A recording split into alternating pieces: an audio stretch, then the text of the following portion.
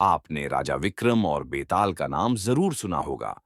बेताल द्वारा राजा विक्रम को कही गई कहानियों को बच्चों के साथ बड़े बूढ़े भी बड़े चाव से सुनते हैं।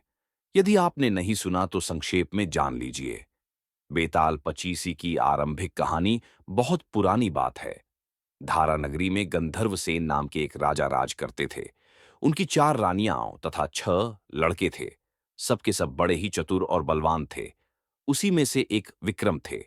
संयोग से एक दिन राजा की मृत्यु हो गई और उनकी जगह उनका बड़ा बेटा शंख गद्दी पर बैठा।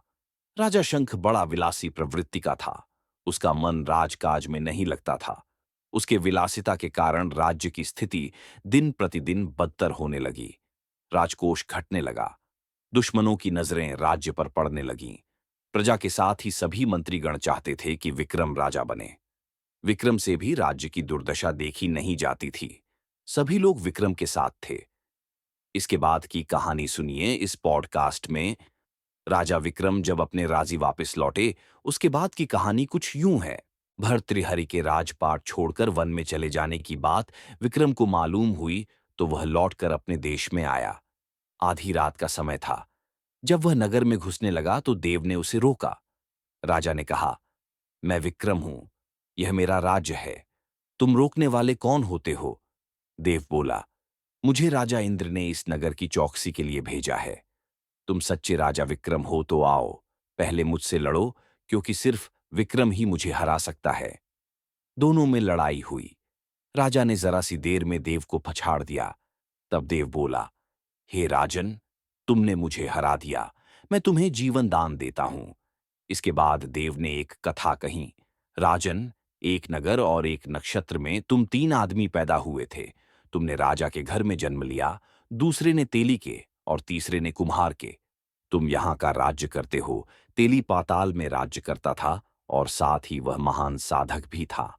आपसी शत्रुता तथा लोभ के कारण कुम्हार ने योग साधकर तेली को मारकर श्मशान में पिशाच बना पीपल के पेड़ से लटका दिया है। अब वह तुम्हें मारने की फिराक में है। उससे सावधान रहना। इतना कहकर देव चला गया और राजा महल में आ गया। राजा को वापस आया देख सबको बड़ी खुशी हुई। नगर में आनंद मनाया गया। विक्रम फिर राज करने लगा। कहानी के आगे का हिस्सा पॉडकास्ट में सुनिए। फिर राजा ने सोचा, हो न हो, यह वही योगी है जिसकी बात देव ने बताई थी। पेड़ पर रस्सी से बंधा मुर्दा लटक रहा था। राजा पेड़ पर चढ़ गया और तलवार से रस्सी काट दी। मुर्दा नीचे गिर पड़ा और दहाड़ मार मार कर रोने लगा। विक्रम ने नीचे आकर पूछा, तू कौन है? विक्रम का इतना कहना था कि वह मुर्दा खिलखिलाकर हंस पड़ा। विक्रम को बड़ा अचरज हुआ। तभी वह मुर्दा फिर पेड़ पर जा लटका। विक्रम फिर चढ़कर ऊपर गया और रस्सी काटते ही मुर्दे को बगल में दबा नीचे आया। बोला, बता, तू कौन है? मुर्दा चुप रहा। तब विक्रम ने उसे एक चादर में बांधा और योगी के पास ले चला। रास्ते में वह मुर्दा बोला, मैं बेताल हूं। तू कौन है और मुझे कहां ले जा रहा है? विक्रम ने कहा, मेरा नाम विक्रम है। मैं धारा नगरी का राजा हूं। मैं तुझे योगी के पास ले जा रहा हूं। बेताल बोला, मैं एक शर्त पर चलूंगा। अगर तू रास्ते में बोलेगा तो मैं लौटकर फिर पेड़ पर जा लटकूंगा। विक्रम ने उसकी बात मान ली। फिर बेताल बोला, पंडित, चतुर और ज्ञानी, इनके दिन अच्छी अच्छी बातों में बीतते हैं, जबकि मूर्खों के दिन कलह और नींद में। अच्छा होगा कि हमारी राह भली बातों की चर्चा में बीत जाए। मैं तुझे एक कहानी सुनाता हूं, लेकिन तुम हूं-हां भी नहीं करना, न ही कोई प्रश्न। इसके बाद बेताल ने अपनी कहानी आरंभ की और दोस्तों, यही से बैताल पच्चीसी की कहानी शुरू होती है। पहली कहानी, पापी कौन। काशी में प्रताप मुकुट नाम का राजा राज्य करता था। उसके वज्र मुकुट नाम का एक बेटा था। एक दिन राजकुमार दीवान के लड़के को साथ लेकर शिकार खेलने जंगल गया। घूमते घूमते उन्हें तालाब मिला। उसके पानी में कमल खिले थे और हंस किलोल कर रहे थे। किनारों पर घने पेड़ थे, जिन पर पक्षी चहचहा रहे थे। दोनों मित्र वहां रुक गए और तालाब के पानी में हाथ मुंह धोकर ऊपर महादेव के मंदिर पर गए। घोड़ों को उन्होंने मंदिर के बाहर बांध दिया। वो मंदिर में दर्शन करके बाहर आए तो देखते क्या हैं कि तालाब के किनार कोई राजकुमारी अपनी सहेलियों के साथ स्नान करने आई है। दीवान का लड़का तो वहीं एक पेड़ के नीचे बैठा रहा, पर राजकुमार से न रहा गया। वह आगे बढ़ गया। राजकुमार ने उसकी ओर देखा तो वह उस पर मोहित हो गया। राजकुमारी भी उसकी तरफ देखती रही। फिर उसने किया क्या कि जूड़े में से कमल का फूल निकाला, कान से लगाया, दांत से कुतरा, पैर के नीचे दबाया और फिर छाती से लगा, अपनी सखियों के साथ चली गई। उसके जाने पर राजकुमार निराश हो अपने मित्र के पास आया और सब हाल सुनाकर बोला, मैं इस राजकुमारी के बिना नहीं रह सकता, पर मुझे न तो उसका नाम मालूम है न ठिकाना। वह कैसे मिलेगी? दीवान के लड़के ने कहा, राजकुमार, आप इतना घबराएं नहीं, वह सब कुछ बता गई है। राजकुमार ने पूछा, कैसे? वह बोला, उसने कमल का फूल सिर से उतार कर कानों से लगाया तो उसने बताया कि मैं कर्नाटक की रहने वाली हूं। दांत से कुतरा तो उसका मतलब था कि मैं दंतावट राजा की बेटी हूं। पांव से दबाने का अर्थ था कि मेरा नाम पद्मावती है, और छाती से लगाकर उसने बताया कि तुम मेरे दिल में बस गए हो। इतना सुनना था कि राजकुमार खुशी से फूल उठा। बोला, अब मुझे कर्नाटक देश में ले चलो। दोनों मित्र वहां से चल दिए। घूमते फिरते सैर करते दोनों कई दिन बाद वहां पहुंचे। राजा के महल के पास गए तो एक बुढ़िया अपने द्वार पर बैठी चरखा कातती मिली। उसके पास जाकर दोनों घोड़ों से उतर पड़े और बोले, माई, हम सौदागर हैं, हमारा सामान पीछे आ रहा है, हमें रहने को थोड़ी जगह दे दो। उनकी शक्ल सूरत देखकर और बात सुनकर बुढ़िया के मन में ममता उमड़ आई। बोली, बेटा, तुम्हारा घर है, जब तक जी में आए रहो। दोनों वहीं ठहर गए। दीवान के बेटे ने उससे पूछा, माई, तुम क्या करती हो? तुम्हारे घर में कौन कौन है? तुम्हारी गुजर कैसे होती है? बुढ़िया ने जवाब दिया, बेटा, मेरा एक बेटा है जो राजा की चाकरी में है। मैं राजा की बेटी पद्मावती की धाय थी। बूढ़ी हो जाने से अब घर में रहती हूं। राजा खाने पीने को दे देता है। दिन में एक बार राजकुमारी को देखने महल में जाती हूं। राजकुमार ने बुढ़िया को कुछ धन दिया और कहा, माई, कल तुम वहां जाओ तो राजकुमारी से कह देना कि जेठ सुदी पंचमी को तुम्हें तालाब पर जो राजकुमार मिला था वह आ गया है। अगले दिन जब बुढ़िया राजमहल गई तो उसने राजकुमार का संदेशा उसे दे दिया। सुनते ही राजकुमारी ने गुस्सा होकर हाथों में चंदन लगाकर उसके गाल पर तमाचा मारा और कहा, मेरे घर से निकल जा। बुढ़िया ने घर आकर सब हाल राजकुमार को कह सुनाया। राजकुमार हक्का बक्का रह गया। तब उसके मित्र ने कहा, राजकुमार, आप घबराएं नहीं, उसकी बातों को समझें। उसने 10 उंगलियां सफेद चंदन में डुबोकर गाल पर मारी। इससे उसका मतलब यह है कि अभी 10 रोज चांदनी के हैं। उनके बीतने पर मैं अंधेरी रात में मिलूंगी। 10 दिन के बाद बुढ़िया ने फिर राजकुमारी को खबर दी तो इस बार उसने केसर के रंग में 3 उंगलियां डुबोकर उसके मुंह पर मारी और कहा, भाग यहां से। बुढ़िया ने आकर सारी बात सुना दी। राजकुमार शोक से व्याकुल हो गया। दीवान के लड़के ने समझाया, इसमें हैरान होने की क्या बात है? उसने कहा है कि मुझे मासिक धर्म हो रहा है। 3 दिन और ठहरो। 3 दिन बीतने पर बुढ़िया फिर वहां पहुंची। इस बार राजकुमारी ने उसे फटकार कर पश्चिम की खिड़की से बाहर निकाल दिया। उसने आकर राजकुमार को बता दिया। सुनकर दीवान का लड़का बोला, मित्र, उसने आज रात को तुम्हें उस खिड़की की राह बुलाया है। मारे खुशी के राजकुमार उछल पड़ा। समय आने पर उसने बुढ़िया की पोशाक पहनी, इत्र लगाया, हथियार बांधे। दोपहर रात बीतने पर वह महल में जा पहुंचा और खिड़की में से होकर अंदर पहुंच गया। राजकुमारी वहां तैयार खड़ी थी। वह उसे भीतर ले गई। अंदर का हाल देखकर राजकुमार की आंखें खुल गईं। एक से एक बढ़कर चीजें थीं। रात भर राजकुमार राजकुमारी के साथ रहा। जैसे ही दिन निकलने को आया कि राजकुमारी ने राजकुमार को छिपा दिया और रात होने पर फिर बाहर निकाल लिया। इस तरह कई दिन बीत गए। अचानक एक दिन राजकुमार को अपने मित्र की याद आई। उसे चिंता हुई कि पता नहीं उसका क्या हुआ होगा। उदास देखकर राजकुमारी ने कारण पूछा तो उसने बता दिया। बोला, वह मेरा बड़ा प्यारा दोस्त है, बड़ा चतुर है। उसकी होशियारी ही से तो तुम मुझे मिल पाई हो। राजकुमारी ने कहा, मैं उसके लिए बढ़िया बढ़िया भोजन बनवाती हूं। तुम उसे खिलाकर तसल्ली देकर लौट आना। खाना साथ में लेकर राजकुमार अपने मित्र के पास पहुंचा। वे महीने भर से मिले नहीं थे। राजकुमार ने मिलने पर सारा हाल सुनाकर कहा कि राजकुमारी को मैंने तुम्हारी चतुराई की सारी बातें बता दी हैं, तभी तो उसने यह भोजन बनाकर भेजा है। दीवान का लड़का सोच में पड़ गया। उसने कहा, यह तुमने अच्छा नहीं किया। राजकुमारी समझ गई कि जब तक मैं हूं, वह तुम्हें अपने बस में नहीं रख सकती, इसलिए उसने इस खाने में जहर मिलाकर भेजा है। यह कहकर दीवान के लड़के ने थाली में से एक लड्डू उठाकर कुत्ते के आगे डाल दिया। खाते ही कुत्ता मर गया। राजकुमार को बड़ा बुरा लगा। उसने कहा, ऐसी स्त्री से भगवान बचाए, मैं अब उसके पास नहीं जाऊंगा। दीवान का बेटा बोला, नहीं, अब ऐसा उपाय करना चाहिए जिससे हम उसे घर ले चलें। आज रात को तुम वहां जाओ। जब राजकुमारी सो जाए तो उसकी बाईं जांघ पर त्रिशूल का निशान बनाकर उसके गहने लेकर चले आना। राजकुमार ने ऐसा ही किया। उसके आने पर दीवान का बेटा उसे साथ ले योगी का भेष बना, मरघट में जा बैठा और राजकुमार से कहा कि तुम ये गहने लेकर बाजार में बेच आओ। कोई पकड़े तो कह देना कि मेरे गुरु के पास चलो और उसे यहां ले आना। राजकुमार गहने लेकर शहर गया और महल के पास एक सुनार को उन्हें दिखाया।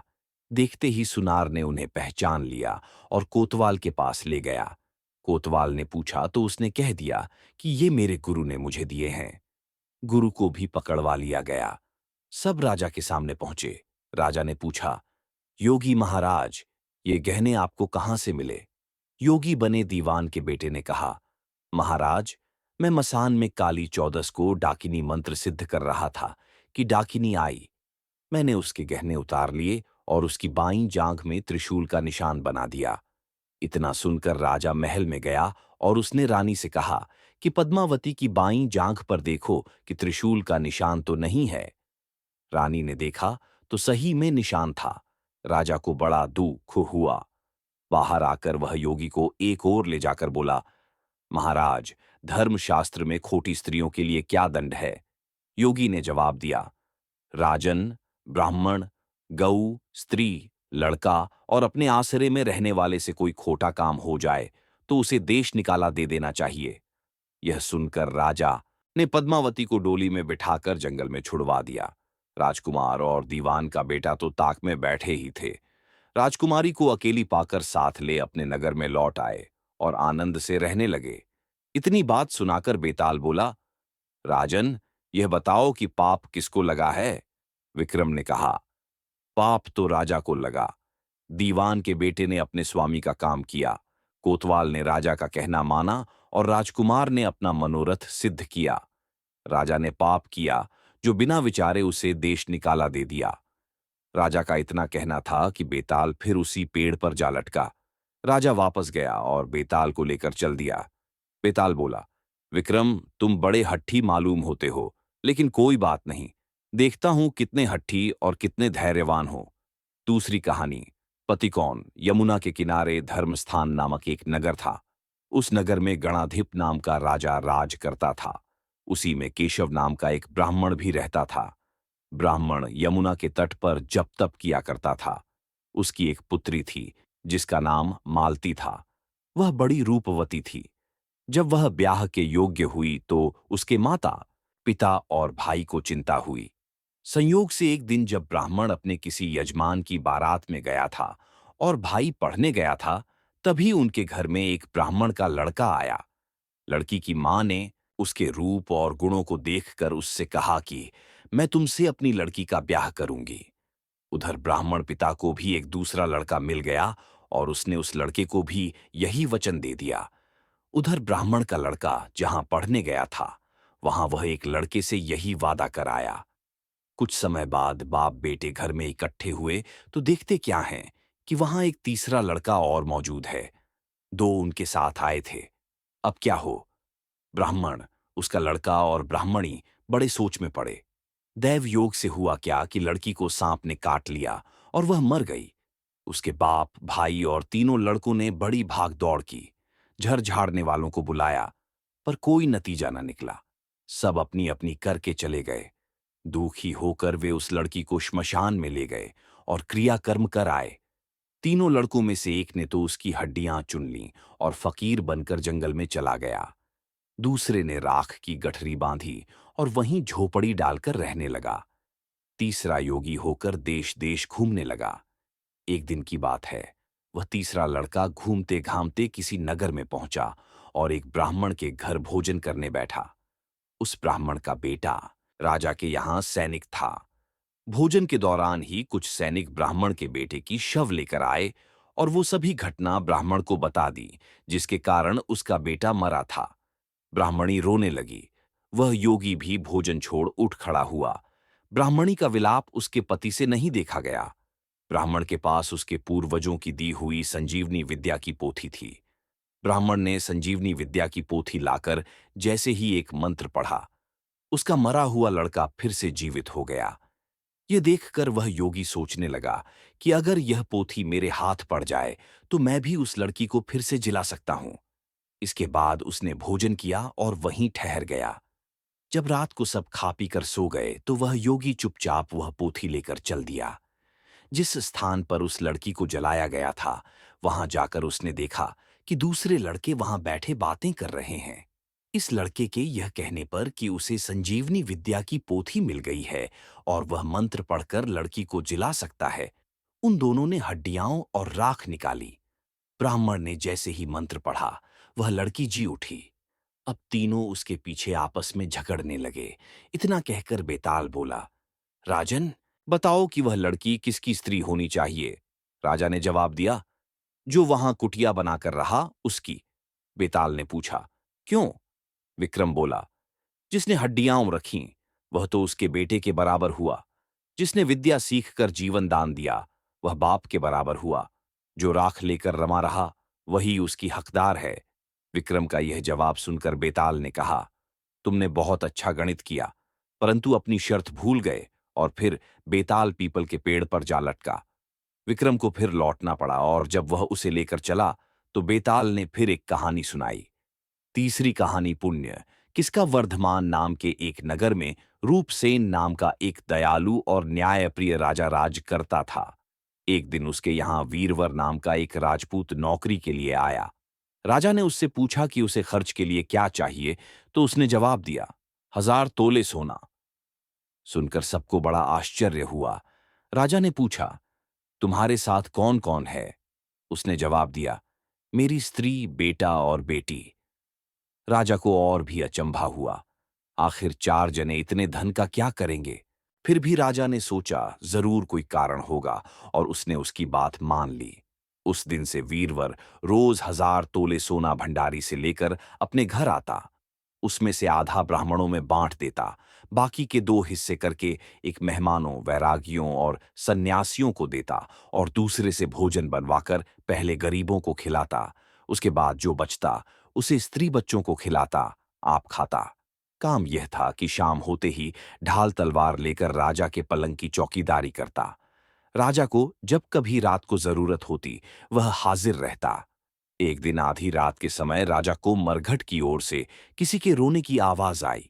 उसने वीरवर को पुकारा तो वह आ गया। राजा ने कहा, जाओ पता लगाकर आओ कि इतनी रात गए यह कौन रो रहा है और क्यों रो रहा है। वीरवर तत्काल वहां से चल दिया।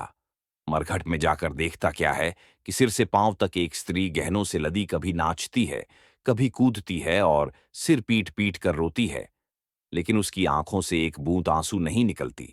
वीरवर ने पूछा, तुम कौन हो? क्यों रोती हो? उसने कहा, मैं राजलक्ष्मी हूं। रोती इसलिए हूं कि राजा रूपसेन के घर में खोटे काम होते हैं, इसलिए वहां दरिद्रता का डेरा पड़ने वाला है। मैं वहां से चली जाऊंगी और राजा दुखी होकर 1 महीने में मर जाएगा। सुनकर वीरवर ने पूछा, इससे बचने का कोई उपाय है? स्त्री बोली, हां है। यहां से पूरब में 1 योजन पर एक देवी का मंदिर है। अगर तुम उस देवी पर अपने बेटे का शीश चढ़ा दो तो विपदा टल सकती है। फिर राजा 100 बरस तक बेखटके राज करेगा। वीरवर घर आया और अपनी स्त्री को जगाकर सब हाल कहा। स्त्री ने बेटे को जगाया, बेटी भी जाग पड़ी। जब बालक ने बात सुनी तो वह खुश होकर बोला, आप मेरा शीश काटकर जरूर चढ़ा दें। एक तो आपकी आज्ञा, दूसरे स्वामी का काम, तीसरे यह देह देवता पर चढ़े। इससे बढ़कर बात और क्या होगी? आप जल्दी करें। वीरवर ने अपनी स्त्री से कहा, अब तुम बताओ। स्त्री बोली, स्त्री का धर्म पति की सेवा करने में है। निदान चारों जने देवी के मंदिर में पहुंचे। वीरवर ने हाथ जोड़कर कहा, हे देवी, मैं अपने बेटे की बलि देता हूं। मेरे राजा की 100 बरस की उम्र हो।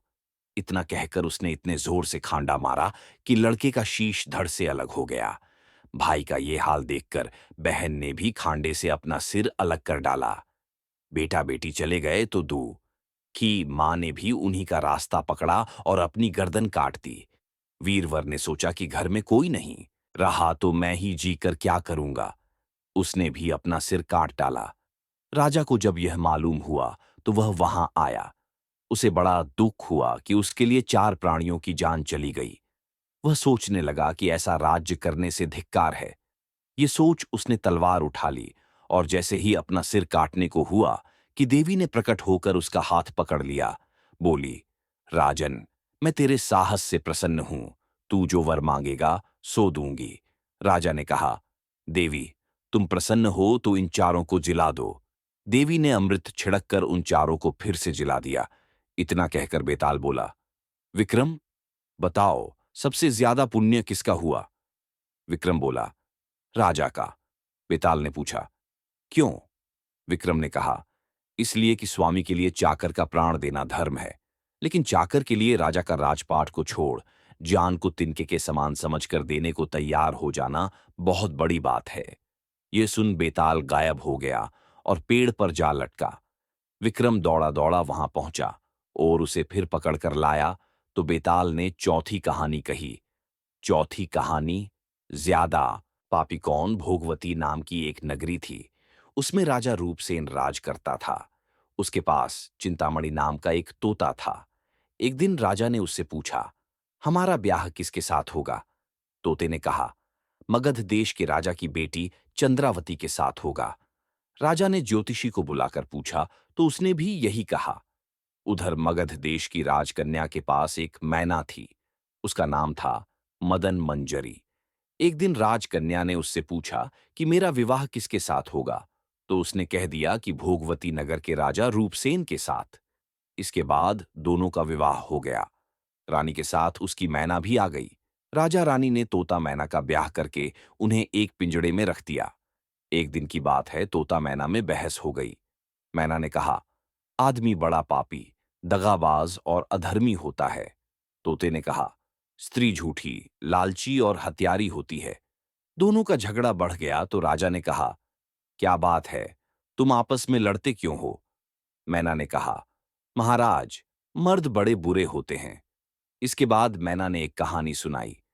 इलाहापुर नगर में महाधन नाम का एक सेठ रहता था। विवाह के बहुत दिनों के बाद उसके घर एक लड़का पैदा हुआ। सेठ ने उसका बड़ी अच्छी तरह से लालन पालन किया, पर लड़का बड़ा होकर जुआ खेलने लगा। इस बीच सेठ मर गया। लड़के ने अपना सारा धन जुए में खो दिया। जब पास में कुछ न बचा तो वह नगर छोड़कर चंद्रपुरी नामक नगरी में जा पहुंचा। वहां हेमगुप्त नाम का साहूकार रहता था। उसके पास जाकर उसने अपने पिता का परिचय दिया और कहा कि मैं जहाज लेकर सौदागरी करने गया था। माल बेचा, धन कमाया, लेकिन लौटते समय समुद्र में ऐसा तूफान आया कि जहाज डूब गया और मैं जैसे तैसे बचकर यहां आ गया। उस सेठ की एक लड़की थी, रत्नावती। सेठ को बड़ी खुशी हुई कि घर बैठे इतना अच्छा लड़का मिल गया। उसने उस लड़के को अपने घर में रख लिया और कुछ दिन बाद अपनी लड़की से उसका विवाह कर दिया। दोनों वहीं रहने लगे। अंत में एक दिन वहां से विदा हुए। सेठ ने बहुत सा धन दिया और एक दासी को उनके साथ भेज दिया। रास्ते में एक जंगल पड़ता था। वहां आकर लड़के ने स्त्री से कहा, यहां बहुत डर है, तुम अपने गहने उतारकर मेरी कमर में बांध दो। लड़की ने ऐसा ही किया। इसके बाद लड़के ने कहारों को धन देकर डोले को वापस करा दिया और दासी को मारकर कुएं में डाल दिया। फिर स्त्री को भी कुएं में पटक कर आगे बढ़ गया। स्त्री रोने लगी। एक मुसाफिर उधर से जा रहा था। जंगल में रोने की आवाज सुनकर वह वहां आया। उसने स्त्री को कुएं से निकालकर उसके घर पहुंचा दिया। स्त्री ने घर जाकर माँ बाप से कह दिया कि रास्ते में चोरों ने हमारे गहने छीन लिए और दासी को मारकर मुझे कुएं में ढकेल कर भाग गए। बाप ने उसे ढांढस बंधाया और कहा कि तू चिंता मत कर, तेरा स्वामी जीवित होगा और किसी दिन आ जाएगा। उधर वह लड़का जेवर लेकर शहर पहुंचा। उसे तो जुए की लत लगी थी। वह सारे गहने जुए में हार गया। उसकी बुरी हालत हुई तो वह फिर अपनी ससुराल चला। वहां पहुंचते ही सबसे पहले उसकी स्त्री मिली। वह बड़ी खुश हुई। उसने पति से कहा, आप कोई चिंता न करें, मैंने यहां आकर दूसरी ही बात कही है। जो कहा था वह उसने बता दिया। सेठ अपने जमाई से मिलकर बड़े प्रसन्न हुए और उन्होंने उसे बड़ी अच्छी तरह से घर में रखा। कुछ दिन बाद एक रोज जब वह लड़की गहने पहने सो रही थी, उसने चुपचाप छुरी से उसे मार डाला और उसके गहने लेकर चंपत हो गया। मैना बोली, महाराज, ये सब मैंने अपनी आंखों से देखा। ऐसा पापी होता है आदमी। राजा ने तोते से कहा, अब तुम बताओ कि स्त्री क्यों बुरी होती है। इस पर तोते ने यह कहानी सुनाई। कंचनपुर में सागर दत्त नाम का एक सेठ रहता था। उसके श्री दत्त नाम का एक लड़का था। वहां से कुछ दूर पर एक और नगर था, श्री विजयपुर। उसमें सोमदत्त नाम का सेठ रहता था। उसकी एक लड़की थी जिसका नाम जयश्री था। वह श्रीदत्त को ब्याही थी। ब्याह के बाद श्रीदत्त व्यापार करने परदेश चला गया। 12 बरस हो गए और वह न आया तो जयश्री व्याकुल होने लगी। एक दिन वह अपनी अटारी पर खड़ी थी कि एक आदमी उसे दिखाई दिया। उसे देखते ही वह उस पर मोहित हो गई। उसने उसे अपनी सखी के घर बुलवा लिया। रात होते ही वह उस सखी के घर चली जाती और रात भर वहां रहकर दिन निकलने से पहले ही लौट आती। इस तरह बहुत दिन बीत गए। इस बीच एक दिन उसका पति परदेश से लौट आया। स्त्री बड़ी दुखी हुई। अब वह क्या करे। पति हारा थका था। जल्दी ही उसकी आंख लग गई और स्त्री उठकर अपने दोस्त के पास चल दी। रास्ते में एक चोर खड़ा था। वह देखने लगा कि स्त्री कहाँ जाती है। धीरे धीरे वह सहेली के मकान पर पहुंची। चोर भी पीछे पीछे गया। संयोग से उस आदमी को सांप ने काट लिया था और वह मरा पड़ा था। स्त्री ने समझा सो रहा है। वहीं आंगन में पीपल का एक पेड़ था जिस पर एक पिशाच बैठा यह लीला देख रहा था। उसने उस आदमी के शरीर में प्रवेश करके अपनी काम पिपासा मिटाई और उत्तेजित होकर उसने उन स्त्री की नाक काट ली और फिर उस आदमी की देह से निकलकर पेड़ पर जा बैठा। स्त्री रोती हुई अपनी सहेली के पास गई। सहेली ने कहा कि तुम अपने पति के पास जाओ और वहां बैठकर रोने लगो। कोई पूछे तो कह देना कि पति ने नाक काट ली है। उसने ऐसा ही किया। उसका रोना सुनकर लोग इकट्ठे हो गए। आदमी जाग उठा। उसे सारा हाल मालूम हुआ तो वह बड़ा दुखी हुआ। लड़की के बाप ने कोतवाल को खबर दे दी। कोतवाल उन सबको राजा के पास ले गया। लड़की की हालत देखकर राजा को बड़ा गुस्सा आया। उसने कहा, इस आदमी को सूली पर लटका दो। वह चोर वहां खड़ा था। जब उसने देखा कि एक बेकसूर आदमी को सूली पर लटकाया जा रहा है तो उसने राजा के सामने जाकर सब हाल सच सच बता दिया। बोला, अगर मेरी बात का विश्वास न हो तो जाकर देख लीजिए। उस आदमी के मुंह में अभी भी स्त्री की नाक है। राजा ने दिखवाया तो बात सच निकली। इतना कहकर तोता बोला, हे राजा, स्त्रियां ऐसी होती हैं। राजा ने उस स्त्री का सिर मुड़वाकर गड्ढे पर चढ़ाकर नगर में घुमवाया और शहर से बाहर छुड़वा दिया। ये कहानी सुनाकर बेताल बोला, विक्रम, अब तुम फैसला करो। बताओ कि दोनों में ज्यादा पापी कौन है। राजा ने कहा, स्त्री। बेताल ने पूछा, कैसे। विक्रम ने कहा, मर्द कैसा ही दुष्ट हो, उसे धर्म का थोड़ा बहुत विचार रहता ही है, स्त्री को नहीं रहता। अब चोर को ही देखो, वह इन दोनों से ज्यादा दुष्ट है। पर जब उसने एक बेकसूर आदमी को मरते देखा तो उससे नहीं रहा गया और उसने अपनी परवाह किए बगैर राजा को सब बात बता दी। इसलिए स्त्री ही अधिक पापिन है।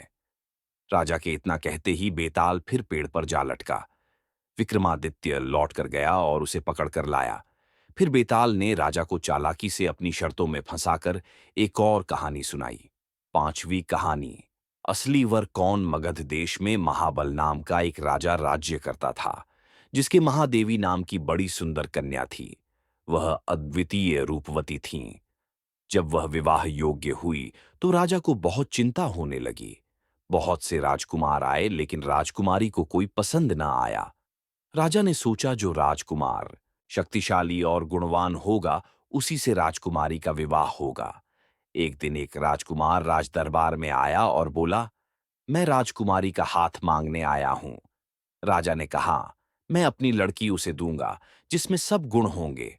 राजकुमार ने कहा, मेरे पास एक ऐसा रथ है जिस पर बैठकर जहां चाहो घड़ी भर में पहुंच जाओगे। राजा बोला, ठीक है, कुछ दिन इंतजार करें, मैं राजकुमारी से पूछकर बताता हूं। फिर एक दिन एक और राजकुमार आया। उसने कहा, मैं त्रिकालदर्शी हूं, मैं भूत, वर्तमान और भविष्य तीनों की बातें बता सकता हूं। राजा ने उसे भी इंतजार करने को कहा। कुछ दिन बाद एक और राजकुमार आया। जब राजा ने उससे पूछा कि आप में क्या गुण हैं, तब उसने कहा, मैं धनुर्विद्या में निपुण हूं, धनुष चलाने में मेरा कोई मुकाबला नहीं कर सकता। इस तरह तीन वर इकट्ठे हो गए। राजा सोचने लगा कि कन्या एक है, राजकुमार तीन हैं, तीनों ही सुंदर और गुणवान हैं, क्या करे। इसी बीच एक राक्षस आया और राजकुमारी को उठाकर विंध्याचल पहाड़ पर ले गया। तीनों वरों में जो त्रिकालदर्शी था। राजा ने उससे पूछा तो उसने बता दिया कि एक राक्षस राजकुमारी को उड़ा ले गया है और वह विंध्याचल पहाड़ पर है। दूसरे ने कहा, मेरे रथ पर बैठकर चलो, जरा सी देरी में वहां पहुंच जाएंगे। तीसरा बोला, मैं शब्दवेधी तीर चलाना जानता हूं, राक्षस को मार गिराऊंगा। वे सब रथ पर चढ़कर विंध्याचल पहुंचे और राक्षस को मारकर राजकुमारी को बचा लाए। इतना कहकर बेताल बोला, हे राजन, न्याय विक्रम, अब तुम न्याय करो। बताओ, वह राजकुमारी उन तीनों में से किसको मिलनी चाहिए? राजा ने कहा, जिसने राक्षस को मारा उसको मिलनी चाहिए, क्योंकि असली वीरता तो उसी ने दिखाई। बाकी दो ने तो सिर्फ मदद की। राजा का इतना कहना था कि बेताल फिर पेड़ पर जा लटका और राजा जब उसे लेकर आया तो रास्ते में बेताल ने फिर एक कहानी सुनाई। छठी कहानी। पत्नी किसकी धर्मपुर नाम की एक नगरी थी। उसमें धर्मशील नाम का राजा राज करता था। उसके अंधक नाम का दीवान था। एक दिन दीवान ने कहा, महाराज, एक मंदिर बनवाकर देवी को बिठाकर पूजा की जाए तो बड़ा पुण्य मिलेगा। राजा ने ऐसा ही किया। एक दिन देवी ने प्रसन्न होकर उससे वर मांगने को कहा। राजा के कोई संतान नहीं थी। उसने देवी से पुत्र मांगा।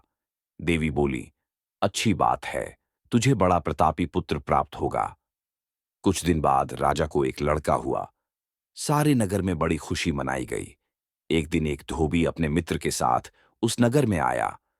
उसकी निगाह देवी के मंदिर में पड़ी। उसने देवी को प्रणाम करने का इरादा किया। उसी समय उसे एक धोबी की लड़की दिखाई दी, जो बड़ी सुंदर थी। उसे देखकर वह इतना पागल हो गया कि उसने मंदिर में जाकर देवी से प्रार्थना की, हे देवी, यह लड़की मुझे मिल जाए। अगर मिल गई तो मैं अपना सिर तुझ पर चढ़ा दूंगा। इसके बाद वह हर घड़ी बेचैन रहने लगा। उसके मित्र ने उसके पिता से सारा हाल कहा। अपने बेटे की यह हालत देखकर वह लड़की के पिता के पास गया और उसके अनुरोध करने पर दोनों का विवाह हो गया। विवाह के कुछ दिन बाद लड़की के पिता के यहाँ उत्सव हुआ। इसमें शामिल होने के लिए न्योता आया। मित्र को साथ लेकर धोबी और उसकी पत्नी चले। रास्ते में उसी देवी का मंदिर पड़ा तो धोबी को अपना वादा याद आ गया।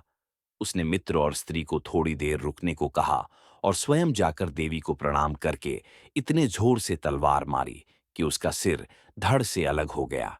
देर हो जाने पर जब उसका मित्र मंदिर के अंदर गया तो देखता क्या है कि उसके मित्र का सिर धड़ से अलग पड़ा है।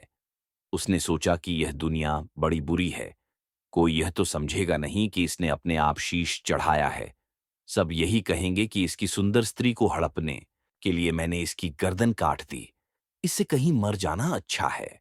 ये सोच उसने तलवार लेकर अपनी गर्दन उड़ा दी। उधर बाहर खड़ी खड़ी स्त्री हैरान हो गई तो वह मंदिर के भीतर गई। देखकर चकित रह गई। सोचने लगी कि दुनिया कहेगी ये बुरी औरत होगी, इसलिए दोनों को मार आई, इस बदनामी से मर जाना अच्छा है। ये सोच उसने तलवार उठाई और जैसे ही गर्दन पर मारनी चाहिए कि देवी ने प्रकट होकर उसका हाथ पकड़ लिया और कहा, मैं तुझ पर प्रसन्न हूं, जो चाहो सो मांगो। स्त्री बोली, हे देवी, इन दोनों को जिला दो। देवी ने कहा, अच्छा, तुम दोनों के सिर मिलाकर रख दो। घबराहट में स्त्री ने सिर जोड़े तो गलती से एक का सिर दूसरे के धड़ पर लग गया। देवी ने दोनों को जिला दिया। अब वे दोनों आपस में झगड़ने लगे। एक कहता था कि यह स्त्री मेरी है, दूसरा कहता मेरी। इतनी कहानी सुनाने के बाद बेताल रुक गया। कुछ देर बाद बेताल बोला, हे राजन, बताओ कि यह स्त्री किसकी हो। राजा ने कहा, नदियों में गंगा उत्तम है, पर्वतों में सुमेरु, वृक्षों में कल्पवृक्ष और अंगों में सिर। इसलिए जिस शरीर पर पति का सिर लगा हो वही पति होना चाहिए। इतना सुनकर बेताल फिर पेड़ पर जा लटका। राजा उसे फिर लाया तो उसने अगली कहानी कही। 7वीं कहानी किसका पुण्य बड़ा मिथिलावती नाम की एक नगरी थी। उसमें गुणधिप नाम का राजा राज करता था। वह बड़ा ही प्रतापी और यशस्वी था। उसे शिकार खेलने का बड़ा शौक था। एक दिन राजा शिकार खेलने चला। सैनिक भी साथ हो लिए। चलते चलते राजा एक घने वन में पहुंचा। कुछ ही देर बाद राजा को एक मृग दिखाई दिया। वह उसके पीछे चल पड़ा। हिरण का पीछा करते करते राजा के सैनिक उससे बिछड़ गए। राजा जंगल के बीचों बीच पहुंच गया, लेकिन हिरण पकड़ में नहीं आया। राजा ने पीछे मुड़कर देखा, दूर दूर तक कोई नहीं था। उसके नौकर चाकर सैनिक मंत्री सब बिछुड़ गए थे। देखो, विक्रम भाग्य का खेल देखो। राजा उस डरावनी जंगल में भी निडर था, लेकिन उसे एक बात बड़ी बेचैन कर रही थी। वह थी भूख। भूख प्यास के कारण राजा का बुरा हाल था। तभी एक लकड़हारे ने राजा को टोका।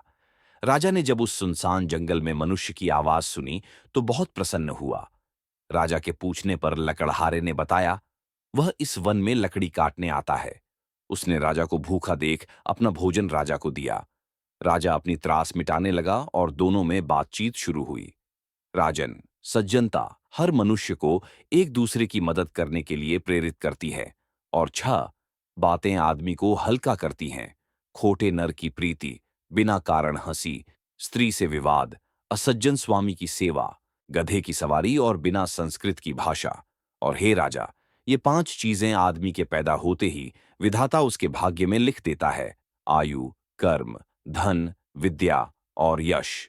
राजन, जब तक आदमी का पुण्य उदय रहता है तब तक उसके बहुत से दास रहते हैं। जब पुण्य घट जाता है तो भाई भी बैरी हो जाते हैं। पर एक बात है, स्वामी की सेवा अकारट नहीं जाती। कभी न कभी फल मिल ही जाता है। ये सुन राजा के मन पर उसका बड़ा असर हुआ। जंगल से निकलने के बाद उस लकड़हारे को अपने साथ ले राजा नगर में लौट आए। राजा ने उसे अपने यहां सिपह सालार बना लिया। उसे बढ़िया बढ़िया कपड़े और गहने दिए। एक दिन वो सिपह सालार किसी काम से कहीं गया। रास्ते में उसे देवी का मंदिर मिला। उसने अंदर जाकर देवी की पूजा की। जब वह बाहर निकला तो देखता क्या है, उसके पीछे एक सुंदर स्त्री चली आ रही है। वह उसे देखते ही उसकी ओर आकर्षित हो गया। स्त्री ने कहा, पहले तुम कुंड में स्नान कराओ, फिर जो कहोगे सो करूंगी। इतना सुनकर सिपह सालार कपड़े उतारकर जैसे ही कुंड में घुसा और गोता लगाया कि अपने नगर में पहुंच गया। उसने जाकर राजा को सारा हाल कह सुनाया। राजा ने कहा, यह अचरज मुझे भी दिखाओ। दोनों घोड़ों पर सवार होकर देवी के मंदिर पर आए। अंदर जाकर दर्शन किए और जैसे ही बाहर निकले कि वह स्त्री प्रकट हो गई। राजा को देखते ही बोली, महाराज, मैं आपके रूप पर मुग्ध हूं। आप जो कहेंगे वही करूंगी। राजा भी उस रूपवती पर मुग्ध हो गए थे।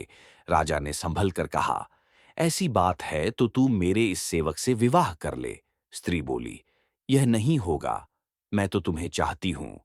राजा ने कहा, सज्जन लोग जो कहते हैं उसे निभाते हैं। तुम अपने वचन का पालन करो। इसके बाद राजा ने उसका विवाह अपने सेवक से करा दिया।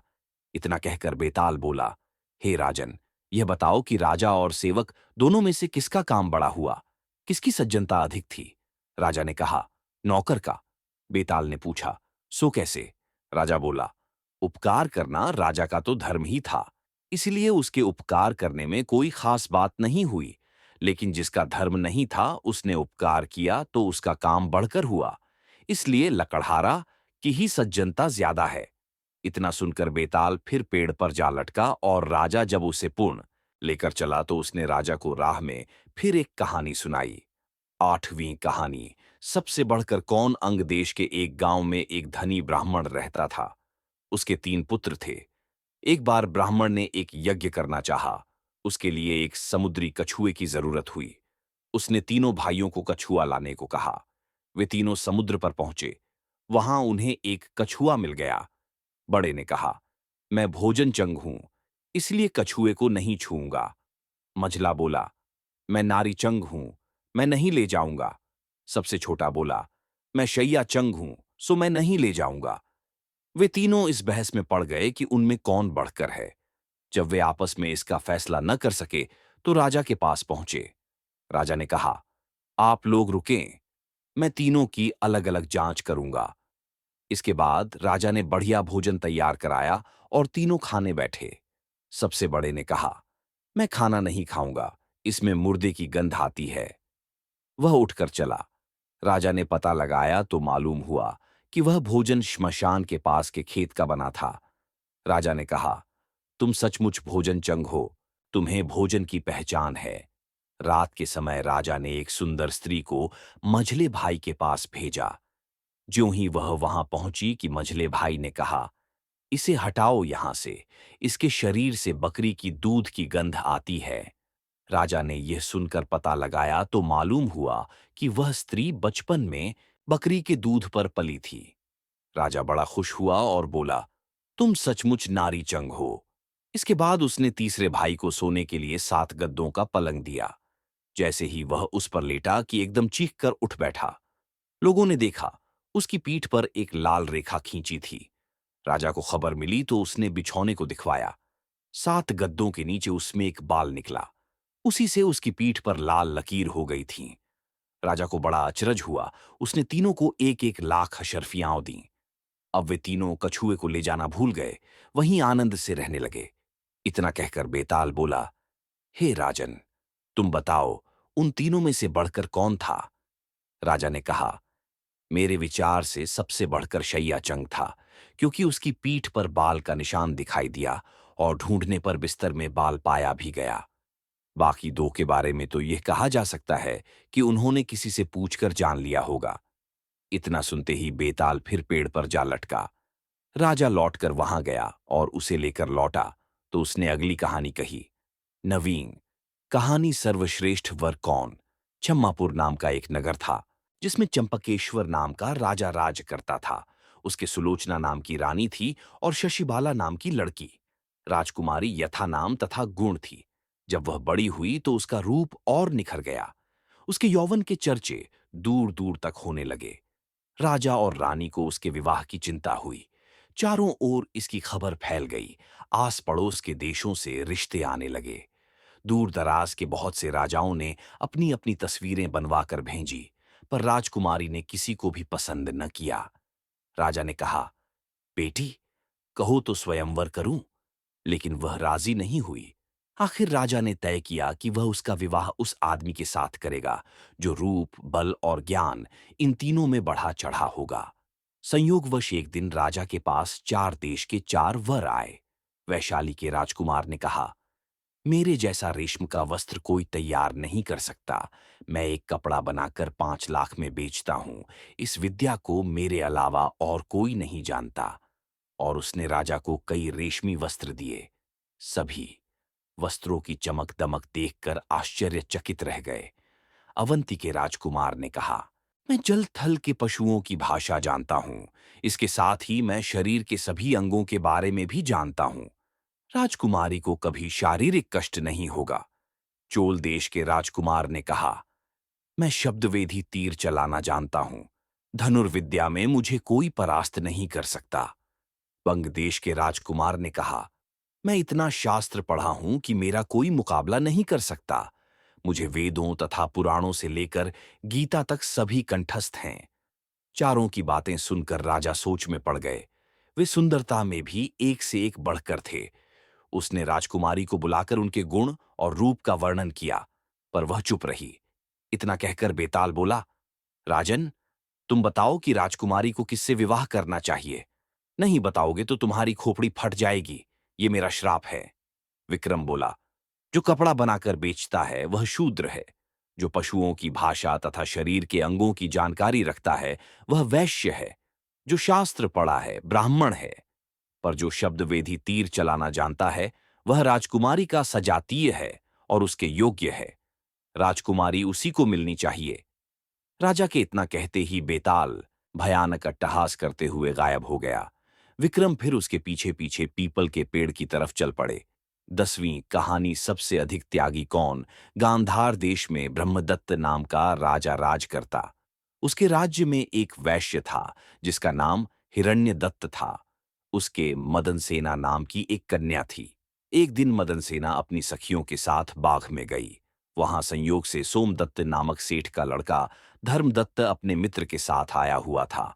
वह मदन सेना को देखते ही उस पर ऐसा मोहित हुआ कि उसे प्रेम करने लगा। घर लौटकर वह सारी रात उसके लिए बेचैन रहा।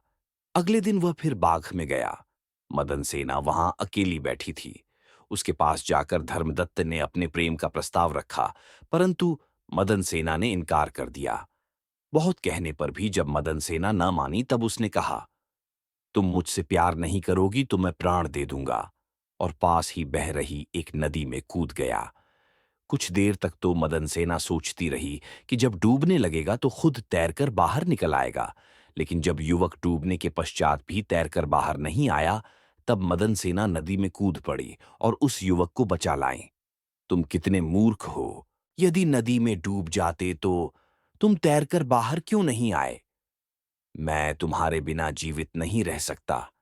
मैं मरने के लिए ही कूदा था। मुझे तैरना नहीं आता। मदन सेना का हृदय द्रवित हो गया। वो कुछ न बोल सकी। फिर धर्मदत्त बोला, मदन सेना मैं तुमसे बहुत प्रेम करता हूं। मैं पूर्णिमा के दिन तुम्हारी प्रतीक्षा करूंगा। तुम आओगी। यदि ईश्वर ने चाहा तो जरूर आऊंगी। इतना कहकर मदन सेना चली गई।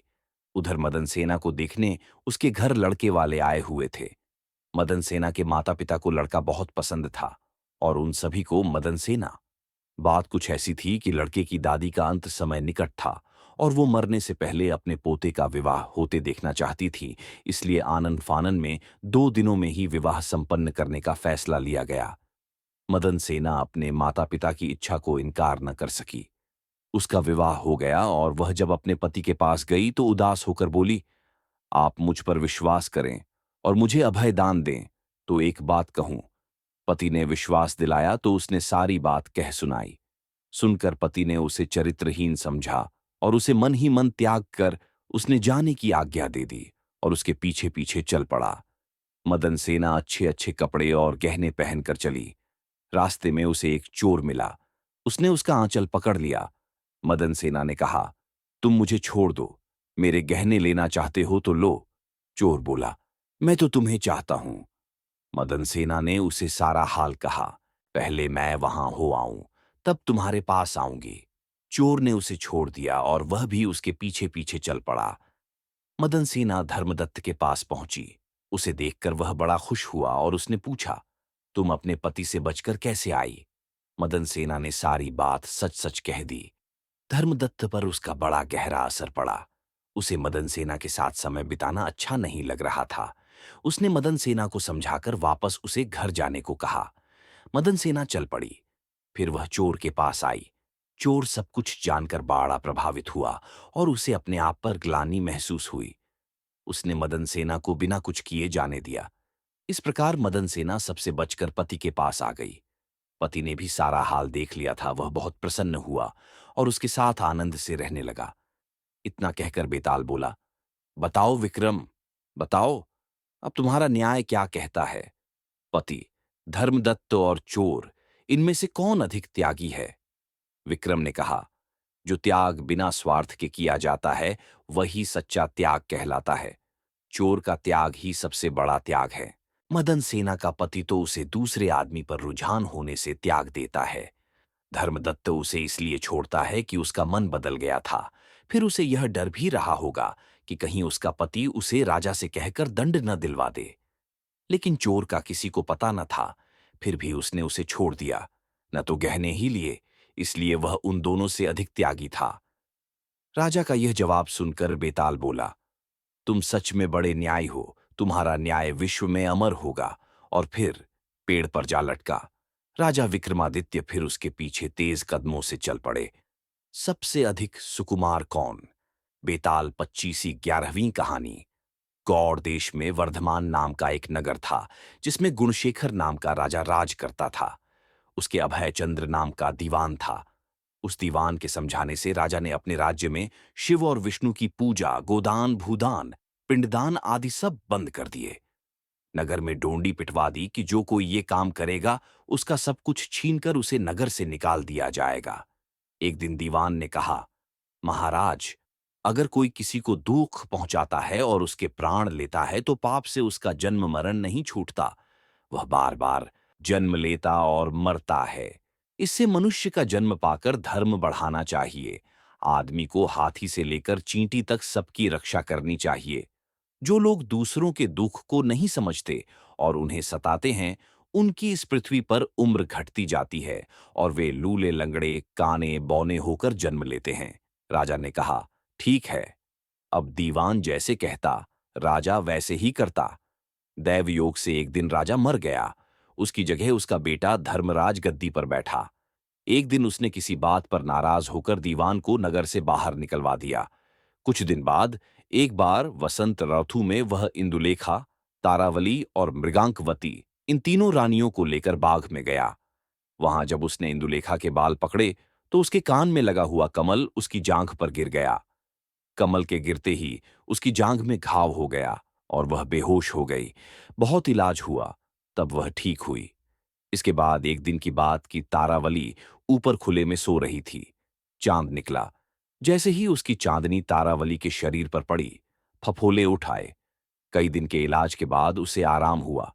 इसके बाद एक दिन किसी के घर में मूसलों से धान कूटने की आवाज हुई। सुनते ही मृगांकवती के हाथों में छाले पड़ गए। इलाज हुआ, तब जाकर ठीक हुए। इतनी कथा सुनाकर बेताल ने पूछा, महाराज बताइए, उन तीनों में सबसे ज्यादा कोमल कौन थी? राजा ने कहा, मृगांकवती, क्योंकि पहली दो के घाव और छाले कमल और चांदनी के छूने से हुए थे। तीसरी ने मूसल को छुआ भी नहीं और छाले पड़ गए।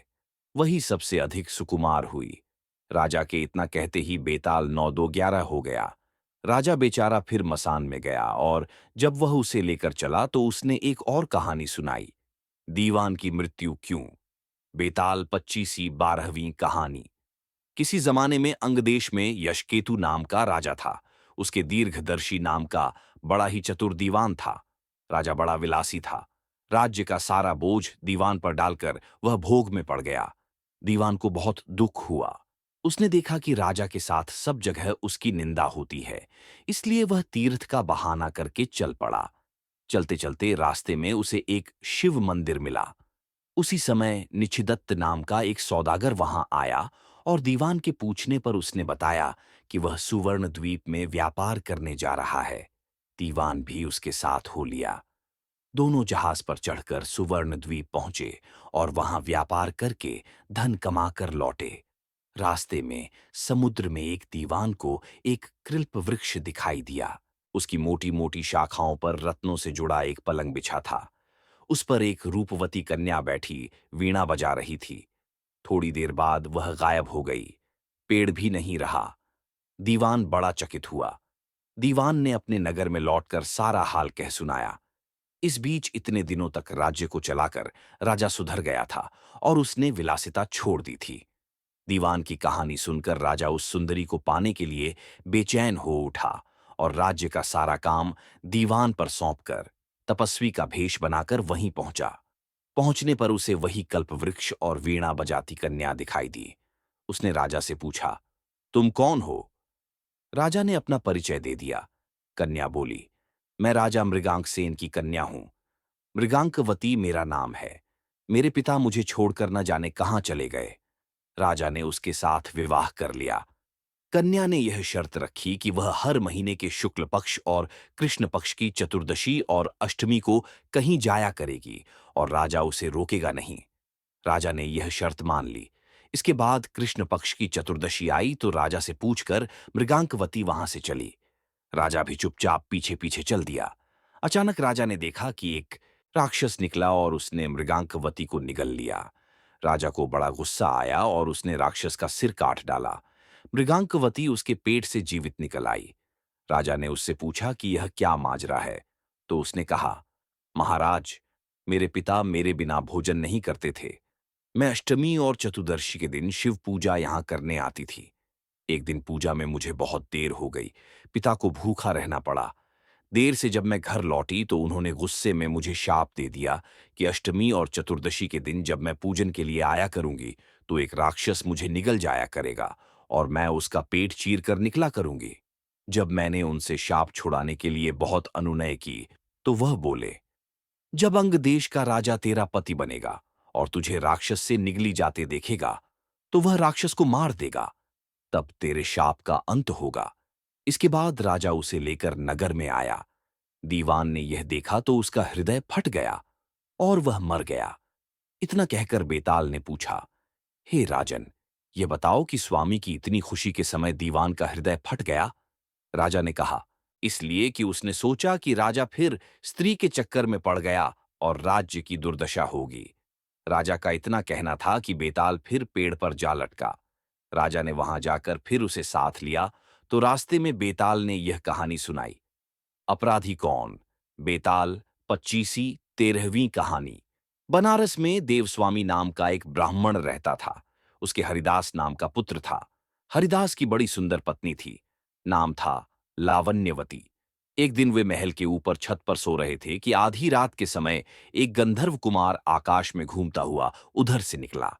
वह लावण्यवती के रूप पर मुग्ध होकर उसे उड़ा कर ले गया। जागने पर हरिदास ने देखा कि उसकी स्त्री नहीं है, तो उसे बड़ा दुख हुआ और वह मरने के लिए तैयार हो गया। लोगों के समझाने पर वह मान तो गया, लेकिन यह सोचकर कि तीर्थ करने से शायद पाप दूर हो जाए और स्त्री मिल जाए, वह घर से निकल पड़ा। चलते चलते वह किसी गांव में एक ब्राह्मण के घर पहुंचा। उसे भूखा देख ब्राह्मणी ने उसे कटोरा भरकर खीर दे दी और तालाब के किनारे बैठकर खाने को कहा। हरिदास खीर लेकर एक पेड़ के नीचे आया और कटोरा वहां रखकर तालाब में हाथ मुंह धोने गया। इसी बीच एक बाज किसी सांप को लेकर उसी पेड़ पर आ बैठा और जब वह उसे खाने लगा तो सांप के मुंह से जहर टपक कर कटोरे में गिर गया। हरिदास को कुछ पता नहीं था। वह उस खीर को खा गया। जहर का असर होने पर वह तड़पने लगा और दौड़ा दौड़ा ब्राह्मणी के पास आकर बोला, तूने मुझे जहर दे दिया है। इतना कहने के बाद हरिदास मर गया। पति ने यह देखा तो ब्राह्मणी को ब्रह्मघातिनी कहकर घर से निकाल दिया। इतना कहकर बेताल बोला, राजन, बताओ कि सांप, बाज और ब्राह्मणी, इन तीनों में अपराधी कौन है? राजा ने कहा, कोई नहीं। सांप तो इसलिए नहीं क्योंकि वह शत्रु के वश में था। बाज इसलिए नहीं कि वह भूखा था, जो उसे मिल गया उसी को वह खाने लगा। ब्राह्मणी इसलिए नहीं कि उसने अपना धर्म समझकर उसे खीर दी थी और अच्छी दी थी। जो इन तीनों में से किसी को दोषी कहेगा वह स्वयं दोषी होगा। इसलिए अपराधी ब्राह्मणी का पति था, जिसने बिना विचारे ब्राह्मणी को घर से निकाल दिया। इतना सुनकर बेताल फिर पेड़ पर जा लटका और राजा को वहां जाकर उसे लाना पड़ा। बेताल ने चलते चलते नई कहानी सुनाई। चोर जोर जोर से क्यों रोया और फिर हंसा। बेताल, 25वीं 14वीं कहानी। अयोध्या नगरी में वीरकेतु नाम का राजा राज करता था। उसके राज्य में रत्नदत्त नाम का एक साहूकार था, जिसके रत्नवती नाम की एक लड़की थी। वह सुंदर थी। वह पुरुष के भेष में रहा करती थी और किसी से भी ब्याह नहीं करना चाहती थी। उसका पिता बड़ा दुखी था। इसी बीच नगर में खूब चोरियां होने लगी। प्रजा दुखी हो गई। कोशिश करने पर भी जब चोर पकड़ में ना आया तो राजा स्वयं उसे पकड़ने के लिए निकला। एक दिन रात को जब राजा भेष बदलकर घूम रहा था तो उसे परकोटे के पास एक आदमी दिखाई दिया। राजा चुपचाप उसके पीछे चल दिया। चोर ने कहा, तब तो तुम मेरे साथी हो, आओ मेरे घर चलो। दोनों घर पहुंचे। उसे बिठलाकर चोर किसी काम के लिए चला गया। इसी बीच उसकी दासी आई और बोली, तुम यहां क्यों आए हो? चोर तुम्हें मार डालेगा, भाग जाओ। राजा ने ऐसा ही किया। फिर उसने फौज लेकर चोर का घर घेर लिया। जब चोर ने यह देखा तो वह लड़ने के लिए तैयार हो गया। दोनों में खूब लड़ाई हुई। अंत में चोर हार गया। राजा उसे पकड़कर राजधानी में लाया और उसे सूली पर लटकाने का हुक्म दे दिया। संयोग से रत्नवती ने उसे देखा तो वह उस पर मोहित हो गई। पिता से बोली, मैं इसके साथ ब्याह करूंगी, नहीं तो मर जाऊंगी। पर राजा ने उसकी बात न मानी और चोर सूली पर लटका दिया। सूली पर लटकने से पहले चोर पहले तो बहुत रोया, फिर खूब हंसा। रत्नवती वहां पहुंच गई और चोर के सिर को लेकर सती होने को चिता में बैठ गई। उसी समय देवी ने आकाशवाणी की, मैं तेरी पतिभक्ति से प्रसन्न हूं, जो चाहे सो मांग। रत्नवती ने कहा, मेरे पिता के कोई पुत्र नहीं है, सो वर दीजिए कि उनसे 100 पुत्र हों। देवी प्रकट होकर बोली, यही होगा, और कुछ मांगो। वह बोली, मेरे पति जीवित हो जाएं। देवी ने उसे जीवित कर दिया। दोनों का विवाह हो गया। राजा को जब यह मालूम हुआ तो उन्होंने चोर को अपना सेनापति बना लिया। इतनी कहानी सुनाकर बेताल ने पूछा, हे राजन, ये बताओ कि सूली पर लटकने से पहले चोर क्यों तो जोर जोर से रोया और फिर क्यों हंसते हंसते मर गया? राजा ने कहा, रोया तो इसलिए कि वह राजा रत्नदत्त का कुछ भी भला न कर सकेगा। हंसा इसलिए कि रत्नवती बड़े बड़े राजाओं और धनिकों को छोड़कर उस पर मुग्ध होकर मरने को तैयार हो गई। स्त्री के मन की गति को कोई नहीं समझ सकता। इतना सुनकर बेताल गायब हो गया और पेड़ पर जा लटका। राजा फिर वहां गया और उसे लेकर चला तो रास्ते में उसने यह कथा कही, क्या चोरी की गई चीज पर चोर का अधिकार होता है? बेताल 25वीं 15वीं कहानी। नेपाल देश में शिवपुरी नामक नगर में यशकेतु नामक राजा राज करता था। उसके चंद्रप्रभा नाम की रानी और शशि प्रभा नाम की लड़की थी। जब राजकुमारी बड़ी हुई तो एक दिन वसंत उत्सव देखने बाग में गई।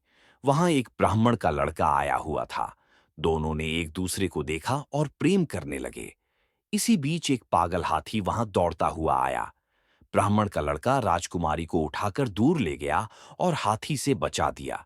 शशि प्रभा महल में चली गई, पर ब्राह्मण के लड़के के लिए व्याकुल रहने लगी। उधर ब्राह्मण के लड़के की भी बुरी दशा थी। वह एक सिद्ध गुरु के पास पहुंचा और अपनी इच्छा बताई। उसने एक योग गुटिका अपने मुंह में रखकर ब्राह्मण का रूप बना लिया और एक गुटिका ब्राह्मण के लड़के के मुंह में रखकर उसे सुंदर लड़की बना दिया।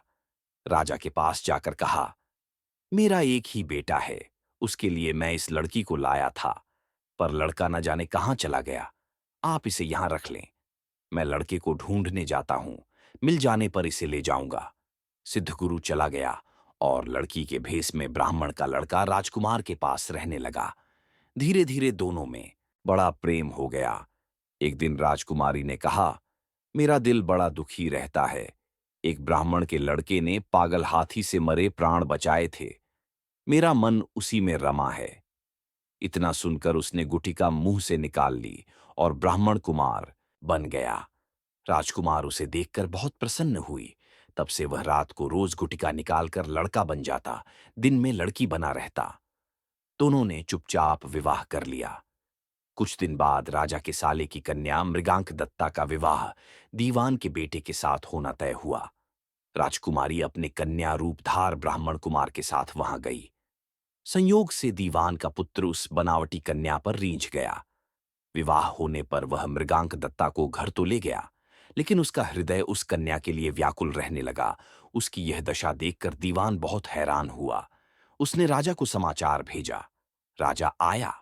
उसके सामने सवाल था कि धरोहर के रूप में रखी हुई कन्या को वह कैसे दे दे। दूसरी ओर यह मुश्किल कि न दे तो दीवान का लड़का मर जाए। बहुत सोच विचार के बाद राजा ने दोनों का विवाह कर दिया। बनावटी कन्या ने यह शर्त रखी कि चूंकि वह दूसरे के लिए लाई गई थी, इसलिए उसका यह पति 6 महीने तक यात्रा करेगा, तब वह उससे बात करेगी। दीवान के लड़के ने यह शर्त मान ली। विवाह के बाद वह उसे मृगांक दत्ता के पास छोड़ तीर्थ यात्रा चला गया। उसके जाने पर दोनों आनंद से रहने लगे। ब्राह्मण कुमार रात में आदमी बन जाता और दिन में कन्या बना रहता। जब 6 महीने बीतने को आए तो वह एक दिन मृगांक दत्ता को लेकर भाग गया। उधर सिद्ध गुरु एक दिन अपने मित्र शशि को युवा पुत्र बनाकर राजा के पास लाया और उस कन्या को मांगा। शाप के डर के मारे राजा ने कहा, वह कन्या तो जाने कहां चली गई, आप मेरी कन्या से इसका विवाह कर दें। वह राजी हो गया और राजकुमारी का विवाह शशि के साथ कर दिया। घर आने पर ब्राह्मण कुमार ने कहा, यह राजकुमारी मेरी स्त्री है।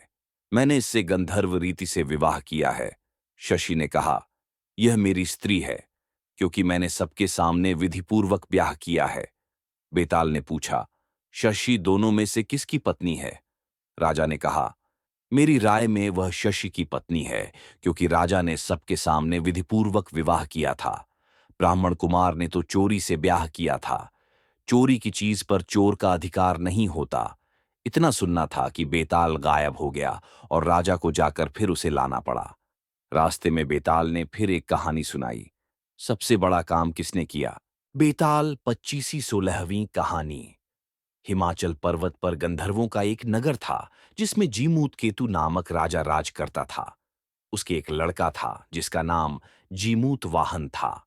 बाप बेटे दोनों भले थे, धर्म कर्म में लगे रहते थे। इससे प्रजा के लोग बहुत स्वच्छंद हो गए और एक दिन उन्होंने राजा के महल को घेर लिया। राजकुमार ने यह देखा तो पिता से कहा कि आप चिंता न करें, मैं सबको मार भगाऊंगा।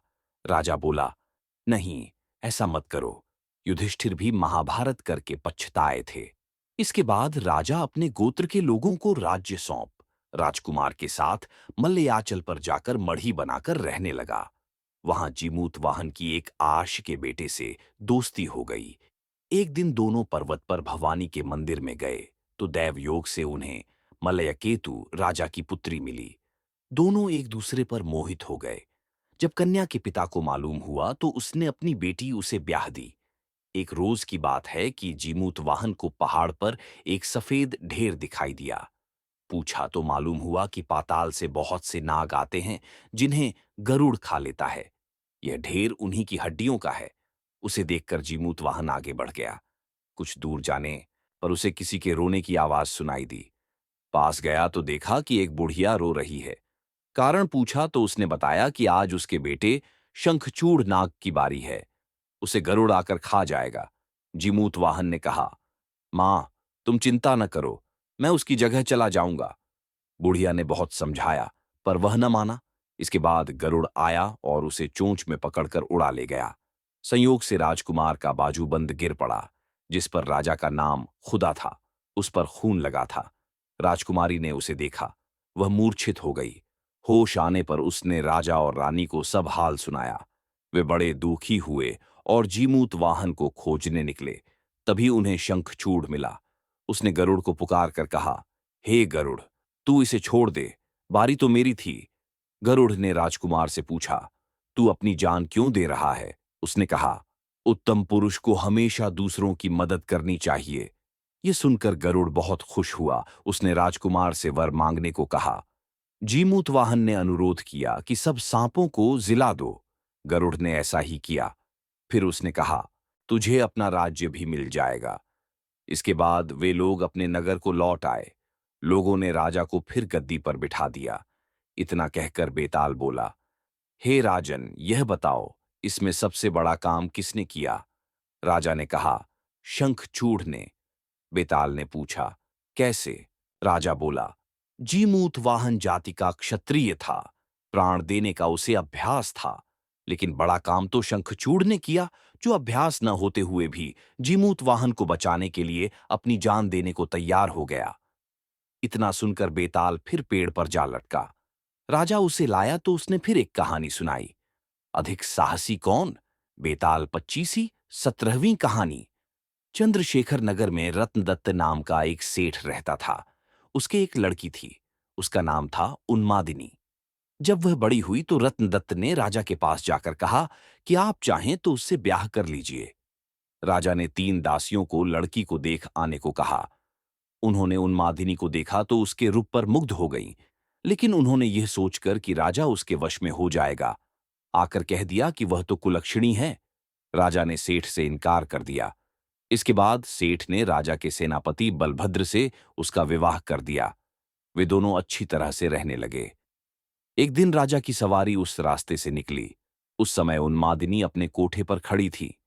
राजा की उस पर निगाह पड़ी तो वह उस पर मोहित हो गया। उसने पता लगाया। मालूम हुआ कि वह सेठ की लड़की है। राजा ने सोचा कि हो न हो जिन दासियों को मैंने देखने भेजा था उन्होंने छल किया है। राजा ने उन्हें बुलाया तो उन्होंने आकर सारी बात सच सच कह दी। इतने में सेनापति वहां आ गया। उसे राजा की बेचैनी मालूम हुई। उसने कहा, स्वामी, उन्मादिनी को आप ले लीजिए। राजा ने गुस्सा होकर कहा, क्या मैं अधर्मी हूं जो पराई स्त्री को ले लूं? राजा को इतनी व्याकुलता हुई कि वह कुछ दिन में मर गया। सेनापति ने अपने गुरु को सब हाल सुनाकर पूछा कि अब मैं क्या करूं? गुरु ने कहा, सेवक का धर्म है कि स्वामी के लिए जान दे दे। राजा की चिता तैयार हुई। सेनापति वहां गया और उसमें कूद पड़ा। जब उन्मादिनी को यह बात मालूम हुई तो वह पति के साथ जल जाना धर्म समझकर चिता के पास पहुंची और उसमें जाकर भस्म हो गई। इतना कहकर बेताल ने पूछा, राजन, बताओ, सेनापति और राजा में कौन अधिक साहसी था? राजा ने कहा, राजा अधिक साहसी था, क्योंकि उसने राजधर्म पर दृढ़ रहने के लिए उन्मादिनी को उसके पति के कहने पर भी स्वीकार नहीं किया और अपने प्राणों को त्याग दिया। सेनापति कुलीन सेवक था। अपने स्वामी की भलाई में उसका प्राण देना अचरज की बात नहीं। असली काम तो राजा ने किया कि प्राण छोड़कर भी राजधर्म नहीं छोड़ा। राजा का यह उत्तर सुनकर बेताल फिर पेड़ पर जा लटका। राजा उसे पुनः पकड़कर लाया और तब उसने यह कहानी सुनाई, विद्या क्यों नष्ट हो गई। बेताल 25वीं 18वीं कहानी। उज्जैन नगरी में महासेन नाम का राजा राज करता था। उसके राज्य में वासुदेव शर्मा नाम का एक ब्राह्मण रहता था, जिसके गुणाकर नाम का बेटा था। गुणाकर बड़ा जुआरी था। वह अपने पिता का सारा धन जुए में हार गया। ब्राह्मण ने उसे घर से निकाल दिया। वह दूसरे नगर में पहुंचा। वहां उसे एक योगी मिला।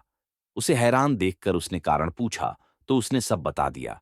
योगी ने कहा, लो, पहले कुछ खा लो। गुणाकर ने जवाब दिया, मैं ब्राह्मण का बेटा हूं, आपकी भिक्षा कैसे खा सकता हूं? इतना सुनकर योगी ने सिद्धि को याद किया। वह आई। योगी ने उससे आवभगत करने को कहा। सिद्धि ने एक सोने का महल बनवाया और गुणाकार उसमें रात को अच्छी तरह से रहा। सवेरे उठते ही उसने देखा कि महल आदि कुछ भी नहीं है। उसने योगी से कहा, महाराज, उस स्त्री के बिना अब मैं नहीं रह सकता। योगी ने कहा, वह तुम्हें एक विद्या प्राप्त करने से मिलेगी और वह विद्या जल के अंदर खड़े होकर मंत्र जपने से मिलेगी। लेकिन जब वह लड़की तुम्हें मेरी सिद्धि से मिल सकती है तो तुम विद्या प्राप्त करके क्या करोगे? गुणाकर ने कहा, नहीं, मैं स्वयं वैसा करूंगा। योगी बोला, कहीं ऐसा न हो कि तुम विद्या प्राप्त न कर पाओ और मेरी सिद्धि भी नष्ट हो जाए। पर गुणाकर न माना। योगी ने उसे नदी के किनारे ले जाकर मंत्र बता दिए और कहा कि जब तुम जप करते हुए माया से मोहित होगे तो मैं तुम पर अपनी विद्या का प्रयोग करूंगा। उस समय तुम अग्नि में प्रवेश कर जाना। गुणाकर जप करने लगा। जब वह माया से एकदम मोहित हो गया तो देखता क्या है कि वह किसी ब्राह्मण के बेटे के रूप में पैदा हुआ है। उसका ब्याह हो गया। उसके बाल बच्चे भी हो गए। वह अपने जन्म की बात भूल गया। तभी योगी ने अपनी विद्या का प्रयोग किया। गुणाकर माया रहित होकर अग्नि में प्रवेश करने को तैयार हुआ। उसी समय उसने देखा कि उसे मरता देख उसके माँ बाप और दूसरे लोग रो रहे हैं और उसे आग में जाने से रोक रहे हैं। गुणाकार ने सोचा कि मेरे मरने पर ये सब भी मर जाएंगे और पता नहीं कि योगी की बात सच हो या न हो। इस तरह सोचता हुआ वह आग में घुसा तो आग ठंडी हो गई और माया भी शांत हो गई। गुणाकर चकित होकर योगी के पास आया और उसे सारा हाल बता दिया। योगी ने कहा, मालूम होता है कि तुम्हारे करने में कोई कसर रह गई। योगी ने स्वयं सिद्धि की याद की, पर वह नहीं आई। इस तरह योगी और गुणाकर दोनों की विद्या नष्ट हो गई। इतनी कथा कहकर बेताल ने पूछा, राजन, ये बताओ कि दोनों की विद्या क्यों नष्ट हो गई? राजा बोला, इसका जवाब साफ है। निर्मल और शुद्ध संकल्प करने से ही सिद्धि प्राप्त होती है। गुणाकर के दिल में शंका हुई कि पता नहीं योगी की बात सच होगी या नहीं। योगी की विद्या इसीलिए नष्ट हुई कि उसने अपात्र को विद्या दी। राजा का उत्तर सुनकर बेताल फिर पेड़ पर जा लटका। राजा वहां गया और उसे लेकर चला तो उसने यह कहानी सुनाई। पिंडदान का अधिकारी कौन? बेताल 25वीं 19वीं कहानी। वक्रोलक नामक नगर में सूर्यप्रभ नाम का राजा राज करता था। उसके कोई संतान न थी। उसी समय में एक दूसरी नगरी में धनपाल नाम का एक साहूकार रहता था। उसकी स्त्री का नाम हिरण्यवती था और उसके धनवती नाम की एक पुत्री थी।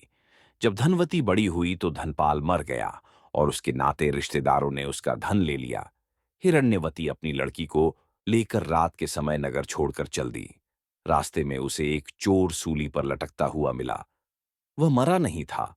उसने हिरण्यवती को देखकर अपना परिचय दिया और कहा, मैं तुम्हें 1,000 अशर्फियाओं दूंगा। तुम अपनी लड़की का ब्याह मेरे साथ कर दो। हिरण्यवती ने कहा, तुम तो मरने वाले हो। चोर बोला, मेरे कोई पुत्र नहीं है और निपूते की परलोक में सदगति नहीं होती। अगर मेरी आज्ञा से और किसी से भी इसके पुत्र पैदा हो जाएगा तो मुझे सदगति मिल जाएगी।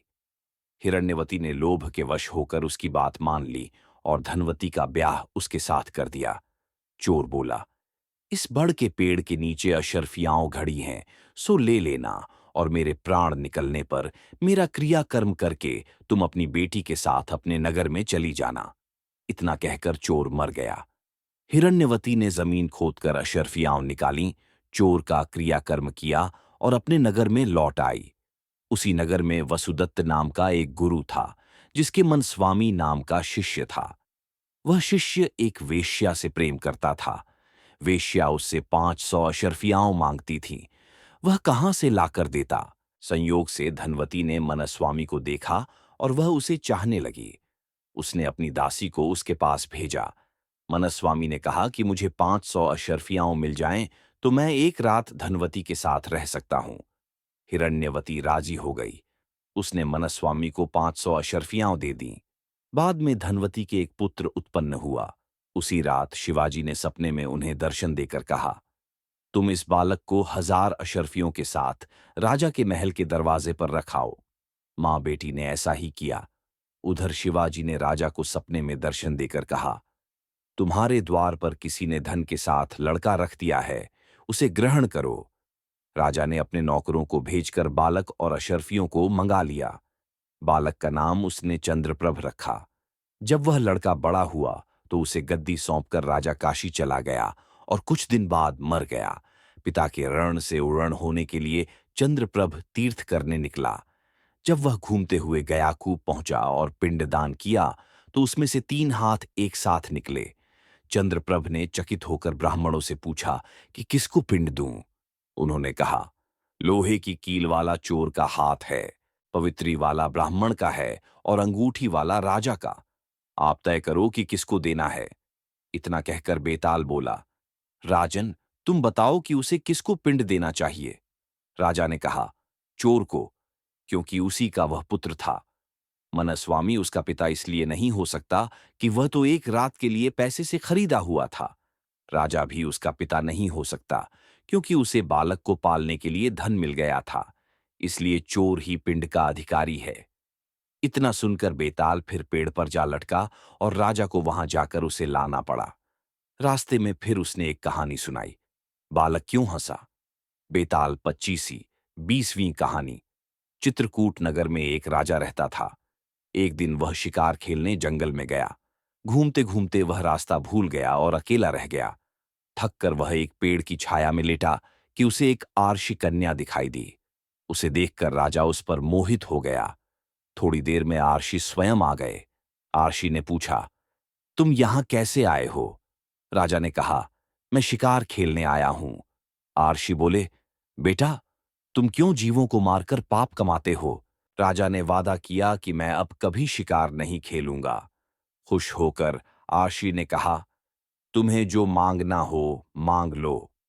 राजा ने ऋषि कन्या मांगी और ऋषि ने खुश होकर दोनों का विवाह कर दिया। राजा जब उसे लेकर चला तो रास्ते में एक भयंकर राक्षस मिला। बोला, मैं तुम्हारी रानी को खाऊंगा। अगर चाहते हो कि वह बच जाए तो 7 दिन के भीतर एक ऐसे ब्राह्मण पुत्र का बलिदान करो जो अपनी इच्छा से अपने को दे और उसके माता पिता उसे मारते समय उसके हाथ पैर पकड़ें। डर के मारे राजा ने उसकी बात मान ली। वह अपने नगर को लौटा और अपने दीवान को सब हाल कह सुनाया।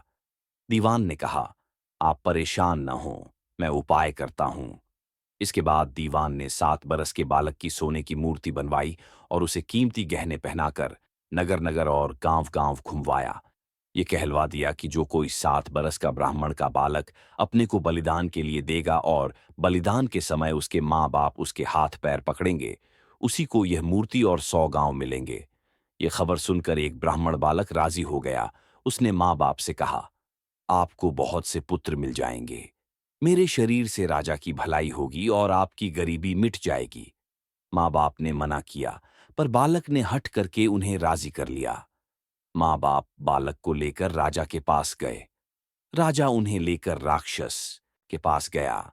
राक्षस के सामने माँ बाप ने बालक के हाथ पैर पकड़े और राजा उसे तलवार से मारने को हुआ। उसी समय बालक बड़े जोर से हंस पड़ा। इतना कहकर बेताल बोला, हे राजन, यह बताओ कि वह बालक क्यों हंसा। राजा ने फौरन उत्तर दिया, इसलिए कि डर के समय हर आदमी रक्षा के लिए अपने माँ बाप को पुकारता है। माता पिता न हो तो पीड़ितों की मदद राजा करता है। राजा न कर सके तो आदमी देवता को याद करता है। पर यहां तो कोई भी बालक के साथ न था। माँ बाप हाथ पकड़े हुए थे, राजा तलवार लिए खड़ा था और राक्षस भक्षक हो रहा था। ब्राह्मण का लड़का परोपकार के लिए अपना शरीर दे रहा था। इसी हर्ष से और अचरज से वह हंसा। इतना सुनकर बेताल अंतर्धान हो गया और राजा लौटकर फिर उसे ले आया। रास्ते में बेताल ने फिर कहानी शुरू कर दी। सबसे ज्यादा प्रेम में अंधा कौन था। बेताल 25वीं 21वीं कहानी। विशाला नाम की नगरी में पद्मनाभ नाम का राजा राज करता था। उसी नगर में अर्थदत्त नाम का एक साहूकार रहता था। अर्थदत्त के अनंग मंजरी नाम की एक सुंदर कन्या थी। उसका विवाह साहूकार ने एक धनी साहूकार के पुत्र मणिवर्मा के साथ कर दिया। मणिवर्मा पत्नी को बहुत चाहता था, पर पत्नी उसे प्यार नहीं करती थी। एक बार मणिवर्मा कहीं गया। पीछे अनंग मंजरी की राजपुरोहित के लड़के कमलाकर पर निगाह पड़ी तो वह उसे चाहने लगी। पुरोहित का लड़का भी लड़की को चाहने लगा। अनंग मंजरी ने महल के बाग में जाकर चंडी देवी को प्रणाम कर कहा, यदि मुझे इस जन्म में कमलाकर पति के रूप में न मिले तो अगले जन्म में मिले। यह कहकर वह अशोक के पेड़ से दुपट्टे की फांसी बनाकर मरने को तैयार हो गई। तभी उसकी सखी आ गई और उसे यह वचन देकर ले गई कि कमलाकर से मिला देगी। दासी सवेरे कमलाकर के यहाँ गई और दोनों के बगीचे में मिलने का प्रबंध कर आई। कमलाकर आया और उसने अनंग मंजरी को देखा। वह बेताब होकर मिलने के लिए दौड़ा। मारे खुशी के अनंग मंजरी के हृदय की गति रुक गई और वह मर गई। उसे मरा देखकर कमलाकर का भी दिल फट गया और वह भी मर गया। उसी समय मणिवर्मा आ गया और अपनी स्त्री को पराये आदमी के साथ मरा देखकर बड़ा दुखी हुआ। वह स्त्री को इतना चाहता था कि उसका वियोग न सहने से उसके भी प्राण निकल गए। चारों ओर हाहाकार मच गया। चंडी देवी प्रकट हुई और उसने सबको जीवित कर दिया। इतना कहकर बेताल बोला, राजन, यह बताओ कि इन तीनों में सबसे ज्यादा विराग में अंधा कौन था। राजा ने कहा, मेरे विचार में मणिवर्मा था, क्योंकि वह अपनी पत्नी को पराये आदमी को प्यार करते देखकर भी शोक से मर गया। अनंग मंजरी और कमलाकर तो अचानक मिलने की खुशी से मरे। उसमें अचरज की कोई बात नहीं थी। राजा का यह जवाब सुनकर वह बेताल फिर पेड़ पर जा लटका और राजा को वापस जाकर उसे लाना पड़ा। रास्ते में बेताल ने फिर एक कहानी कही। शेर बनाने का अपराध किसने किया। बेताल 25वीं 22वीं कहानी। कुसुमपुर नगर में एक राजा राज्य करता था। उसके नगर में एक ब्राह्मण था जिसके 4 बेटे थे। लड़कों के सयाने होने पर ब्राह्मण मर गया और ब्राह्मणी उसके साथ सती हो गई। उनके रिश्तेदारों ने उनका धन छीन लिया। वे चारों भाई नाना के यहां चले गए, लेकिन कुछ दिन बाद वहां भी उनके साथ बुरा व्यवहार होने लगा। तब सबने मिलकर सोचा कि कोई विद्या सीखनी चाहिए। ये सोच करके चारों 4 दिशाओं में चल दिए। कुछ समय बाद वे विद्या सीख कर मिले। एक ने कहा, मैंने ऐसी विद्या सीखी है कि मैं मरे हुए प्राणी की हड्डियों पर मांस चढ़ा सकता हूं। दूसरे ने कहा, मैं उसके खाल और बाल पैदा कर सकता हूं। तीसरे ने कहा, मैं उसके सारे अंग बना सकता हूं। चौथा बोला, मैं उसमें जान डाल सकता हूं। फिर वे अपनी विद्या की परीक्षा लेने जंगल में गए। वहां उन्हें एक मरे शेर की हड्डियां मिलीं। उन्होंने उसे बिना पहचाने ही उठा लिया। एक ने मांस डाला, दूसरे ने खाल और बाल पैदा किए, तीसरे ने सारे अंग बनाए और चौथे ने उसमें प्राण डाल दिए। शेर जीवित हो उठा और सबको खा गया। ये कथा सुनाकर बेताल बोला, हे राजा, बताओ कि उन चारों में शेर बनाने का अपराध किसने किया? राजा ने कहा, जिसने प्राण डाले उसने, क्योंकि बाकी तीन को यह पता ही नहीं था कि वे शेर बना रहे हैं, इसलिए उनका कोई दोष नहीं है। ये सुनकर बेताल फिर पेड़ पर जा लटका। राजा जाकर फिर उसे लाया। रास्ते में बेताल ने एक नई कहानी सुनाई। योगी पहले क्यों रोया, फिर क्यों हंसा? बेताल 25वीं 23वीं कहानी। कलिंग देश में शोभावती नाम का एक नगर है। उसमें राजा प्रद्युम्न राज्य करता था। उसी नगरी में एक ब्राह्मण रहता था, जिसके देवसोम नाम का बड़ा ही योग्य पुत्र था। जब देवसोम 16 बरस का हुआ और सारी विद्याएं सीख चुका, तो एक दिन दुर्भाग्य से वह मर गया। बूढ़े माँ बाप बड़े दुखी हुए। चारों ओर शोक छा गया। जब लोग उसे लेकर श्मशान में पहुंचे तो रोने पीटने की आवाज सुनकर एक योगी अपनी कुटिया में से निकलकर आया। पहले तो वह खूब जोर से रोया, फिर खूब हंसा, फिर योग बल से अपना शरीर छोड़कर उस लड़के के शरीर में घुस गया। लड़का उठ खड़ा हुआ। उसे जीता देखकर सब बड़े खुश हुए। वह लड़का वहीं तपस्या करने लगा। इतना कहकर बेताल बोला, राजन, यह बताओ कि यह योगी पहले क्यों रोया, फिर क्यों हंसा? राजा ने कहा, इसमें क्या बात है? वह रोया इसलिए कि जिस शरीर को उसके माँ बाप ने पाला पोसा और जिससे उसने बहुत सी शिक्षाएं प्राप्त की, उसे छोड़ रहा था। हंसा इसीलिए कि वह नए शरीर में प्रवेश करके और अधिक सिद्धियां प्राप्त कर सकेगा। राजा का यह जवाब सुनकर बेताल फिर पेड़ पर जा लटका। राजा जाकर उसे लाया तो रास्ते में बेताल ने कहा, हे राजन, मुझे इस बात की बड़ी खुशी है कि बिना जरा सा भी हैरान हुए तुम मेरे सवालों का जवाब देते रहे हो और बार बार आने जाने की परेशानी उठाते रहे हो। आज मैं तुमसे एक बहुत भारी सवाल करूंगा, सोचकर उत्तर देना। इसके बाद बेताल ने यह कहानी सुनाई। माँ बेटी के बच्चों में क्या रिश्ता हुआ? बेताल 25वीं 24वीं कहानी। किसी नगर में मांडलिक नाम का राजा राज्य करता था। उसकी पत्नी का नाम चड़वती था। वह मालव देश के राजा की लड़की थी। उसके लावण्यवती नाम की एक कन्या थी। जब वह विवाह के योग्य हुई तो राजा के भाई बंधुओं ने उसका राज्य छीन लिया और उसे देश निकाला दे दिया। राजा रानी और कन्या को साथ लेकर मालव देश को चल दिया। रात को वे एक वन में ठहरे। पहले दिन चलकर भीलों की नगरी में पहुंचे। राजा ने रानी और बेटी से कहा कि तुम लोग वन में छिप जाओ, नहीं तो भील तुम्हें परेशान करेंगे। वे दोनों वन में चली गईं। इसके बाद भीलों ने राजा पर हमला किया। राजा ने मुकाबला किया, पर अंत में वह मारा गया। भील चले गए। उसके जाने पर रानी और बेटी जंगल से निकलकर आईं और राजा को मरा देखकर बड़ी दुखी हुईं। वे दोनों शोक करती हुईं एक तालाब के किनारे पहुंची। उसी समय वहां चंडसिंह नाम का साहूकार अपने लड़के के साथ घोड़े पर चढ़कर शिकार खेलने के लिए उधर आया।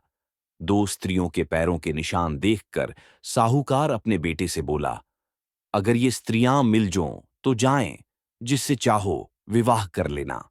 लड़के ने कहा, छोटे पैर वाली छोटी उम्र की होगी, उससे मैं विवाह कर लूंगा, आप बड़ी से कर लें। साहूकार विवाह नहीं करना चाहता था, पर बेटे के बहुत कहने पर राजी हो गया। थोड़ा आगे बढ़ते ही उन्हें दोनों स्त्रियां दिखाई दीं। साहूकार ने पूछा, तुम कौन हो? रानी ने सारा हाल कह सुनाया। साहूकार उन्हें अपने घर ले गया। संयोग से रानी के पैर छोटे थे, पुत्री के पैर बड़े, इसलिए साहूकार ने पुत्री से विवाह किया। लड़के ने रानी से हुई और इस तरह पुत्री सास बनी और मां बेटे की बहू। उन दोनों के आगे चलकर कई संतानें हुईं। इतना कहकर बेताल बोला, राजन, बताइए, मां बेटी के जो बच्चे हुए उनका आपस में क्या रिश्ता हुआ? ये सवाल सुनकर राजा बड़े चक्कर में पड़ा। उसने बहुत सोचा, पर जवाब न सूझ पड़ा, इसलिए वह चुपचाप चलता रहा। बेताल यह देखकर बोला, राजन, कोई बात नहीं है, मैं तुम्हारे धीरज और पराक्रम से खुश हूं। मैं अब इस मुर्दे से निकला जाता हूं। तुम इसे योगी के पास ले जाओ। जब वह तुम्हें इस मुर्दे को सिर झुकाकर प्रणाम करने को कहे, तो तुम कह देना कि पहले आप करके दिखाओ। जब वह सिर झुकाकर बतावे तो तुम उसका सिर काट लेना। उसका बलिदान करके तुम सारी पृथ्वी के राजा बन जाओगे। सिर नहीं काटा तो वह तुम्हारी बलि देकर सिद्धि प्राप्त करेगा। इतना कहकर बेताल चला गया और राजा मुर्दे को लेकर योगी के पास आया। बेताल 25वीं कहानी। योगी राजा को और मुर्दे को देखकर बहुत प्रसन्न हुआ। बोला, हे राजन, तुमने यह कठिन काम करके मेरे साथ बड़ा उपकार किया है। तुम सचमुच सारे राजाओं में श्रेष्ठ हो। इतना कहकर उसने मुर्दे को उसके कंधे से उतार लिया और उसे स्नान कराकर फूलों की मालाओं से सजाकर रख दिया। फिर मंत्र बल से बेताल का आवाहन करके उसकी पूजा की। पूजा के बाद उसने राजा से कहा, हे राजन, तुम शीश झुकाकर इसे प्रणाम करो। राजा को बेताल की बात याद आ गई। उसने कहा, मैं राजा हूं, मैंने कभी किसी को सिर नहीं झुकाया। आप पहले सिर झुकाकर बता दीजिए। योगी ने जैसे ही सिर झुकाया, राजा ने तलवार से उसका सिर काट दिया। बेताल बड़ा खुश हुआ। बोला, राजन, यह योगी विद्याधरों का स्वामी बनना चाहता था, अब तुम बनोगे। मैंने तुम्हें बहुत हैरान किया है, तुम जो चाहो सो मांग लो। राजा ने कहा, अगर आप मुझसे खुश हैं तो मेरी प्रार्थना है कि आपने जो 24 कहानियां सुनाई, वे और 25वीं यह सारे संसार में प्रसिद्ध हो जाएं और लोग इन्हें आदर से पढ़े। बेताल ने कहा, ऐसा ही होगा। ये कथाएं बेताल पच्चीसी के नाम से मशहूर होंगी और जो इन्हें पढ़ेंगे उनके पाप दूर हो जाएंगे। यह कहकर बेताल चला गया। उसके जाने के बाद शिवजी ने प्रकट होकर कहा, राजन, तुमने अच्छा किया जो इस दुष्ट साधु को मार डाला। अब तुम जल्दी ही सातों द्वीपों और पाताल सहित सारी पृथ्वी पर राज्य स्थापित करोगे। इसके बाद शिवजी अंतर्धान हो गए। काम पूरे करके राजा श्मशान से नगर में आ गया। कुछ ही दिनों में वह सारी पृथ्वी का राजा बन गया और बहुत समय तक आनंद से राज्य करते हुए अंत में भगवान में समा गया।